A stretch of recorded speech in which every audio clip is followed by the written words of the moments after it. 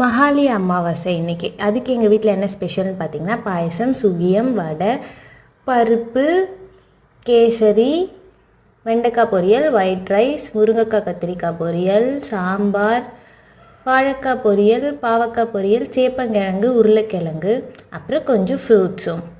இதுக்கு ஃபஸ்ட்டே காலையில் இருந்து பிள்ளையார் பூஜை பண்ண பிறகு ஐயருக்கு தர்ப்பணம் விடுறதுக்காக எடுத்துகிட்டு போன பிறகு படையல் போடுவாங்க. படையல் போட்டு ட்ரெஸ் எல்லாம் வச்சு படையல் போடுவாங்க. அவங்க வீட்டில் இறந்தவங்க யார் யார் இருக்காங்களோ அவங்களுக்கு நம்ம பெரியவர்களை வழிபடுற ஒரு அமாவாசை தான் இது.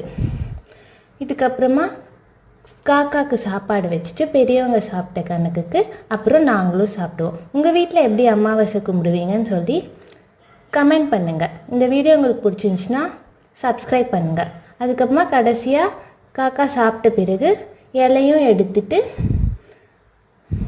இந்த துணியும் எடுத்து தண்ணி தொளிச்சு வெளியில்